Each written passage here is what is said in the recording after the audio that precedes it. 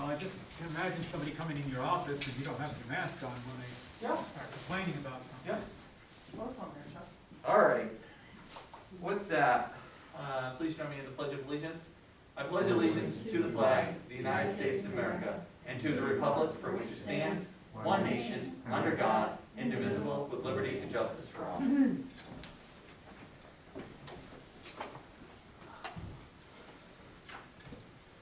All right, call this meeting to order. 6:02.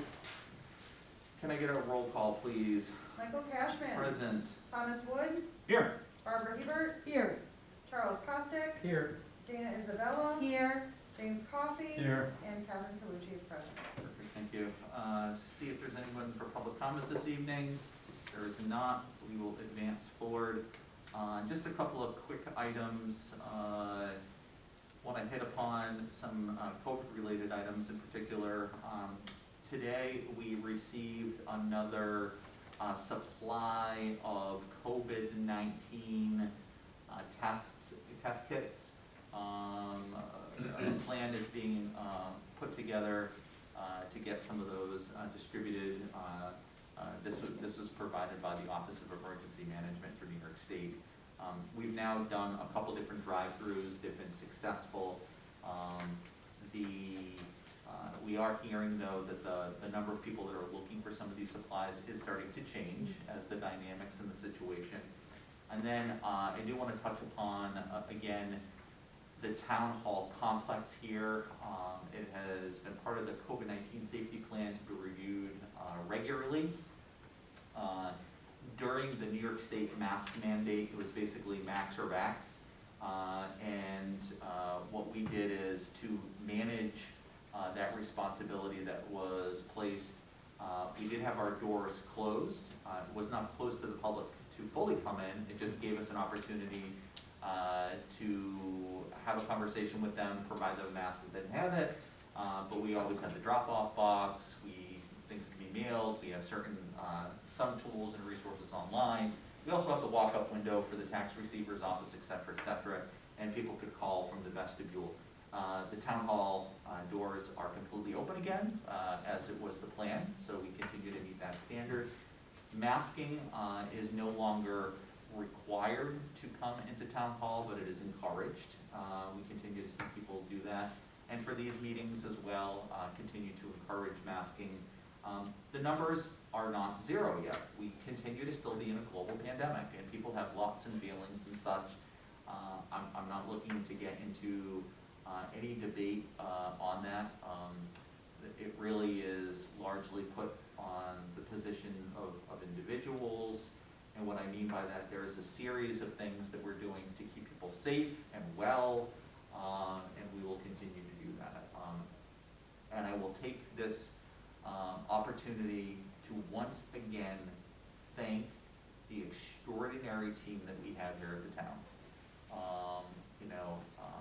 Over these last umpteen months, they have met and exceeded, in my opinion, every challenge thrown at them to deliver the best public service to residents and taxpayers and constituents during these trying times, and continue to meet those challenges through every department, and every department has been touched, be it from having a couple of hot cases to having staff be out because their kids may have had been pulled out of school, for a variety of reasons. I could go on and on and on, but I just want to publicly thank the staff and also you as members of the board, and Katie also for your contributions.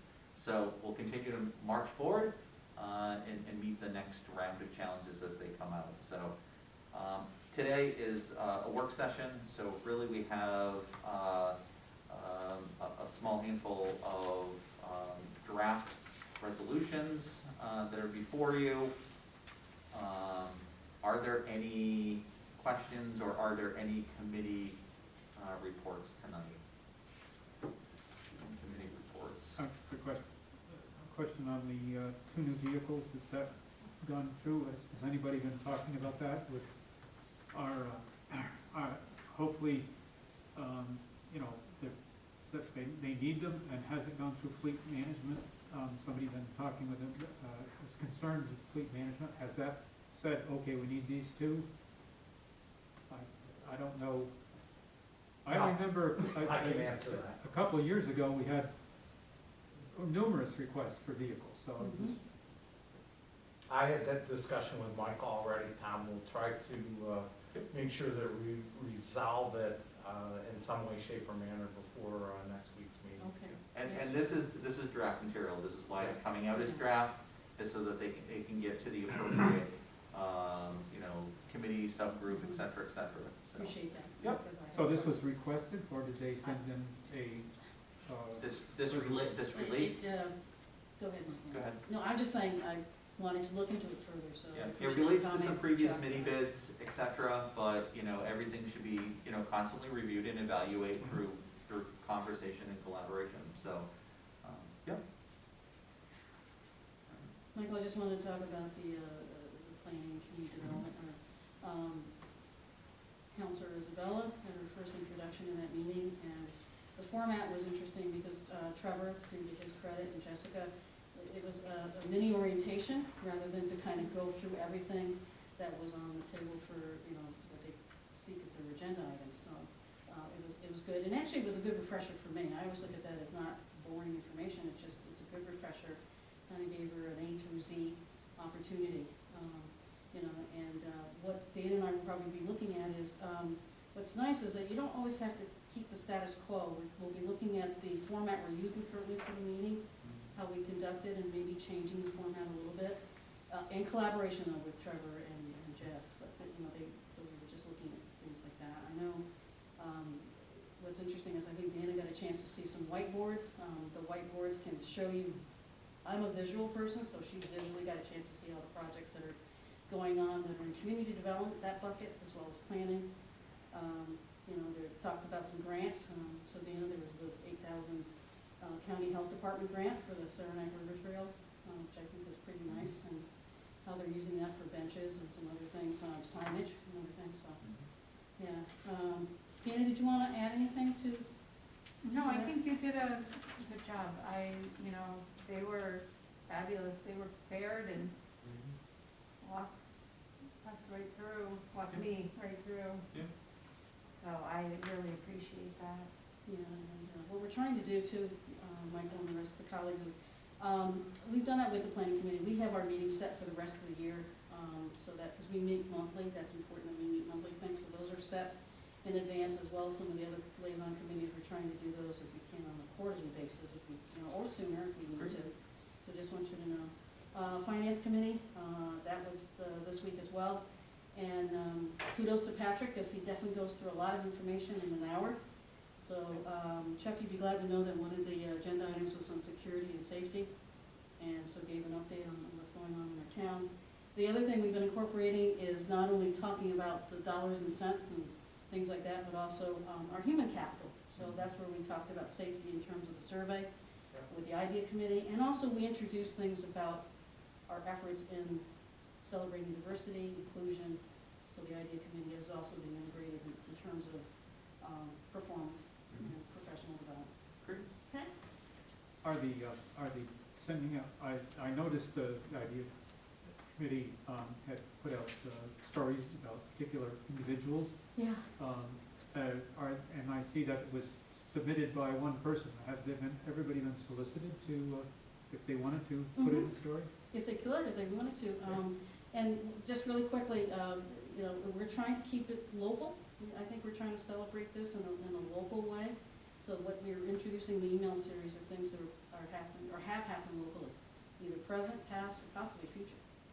And just to be a reminder, is that the IDEA committee really is kind of a subgroup, a work An group, ad hoc. ad hoc, for professional development too. So it really is, for lack of better terms, kind of passive programming, from time to time, leave stuff in the mail rooms, the break rooms, send an email out, stuff like that. But kudos to everybody's involvement in that. I loved the introduction to the new people. Yeah. So thank you. And it was nice that it was like informal, kind of get to know people as human beings. Trying to do that on an ongoing basis.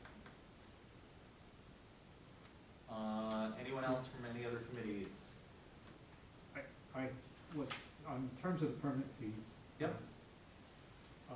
Looking through the changes, it's just a change in the rates, right? I believe so. That the rest of it is not changed. I mean, when I looked at it on there, I didn't get a chance, I didn't read the whole thing to compare, but I'm assuming we're just changing the fees. That's my understanding, and Tom, to be quite truthful, I have not been able to fully tease into it, and because I know that that's coming through the Codes and Zoning Committee through a conversation, I'm gonna look to them to, share some additional information with folks as well, but, yep. But again, still, this isn't draft, so, this one in particular is tethered to a public hearing. Those types of changes are tethered to a public hearing to get some additional feedback as well. Yep. Katie, can you tell me a little bit about this grant, the LGRMIF? Yeah, so I think that's exciting. it is exciting. The local government records division of New York State has really been helpful to us in years past. And they offer these grants periodically to help local governments, because it is quite possibly a full-time job to really manage records, and if it gets away from you, if it isn't kept up with, going backwards is a really daunting task for anyone. So in this case, we'd received a grant well before my time, I think, upwards of 15 years ago, but it had gone, some of those processes that were put into place were dropped off as people came and went in different various capacities, whether it be a department head or the town clerk's office or what have you.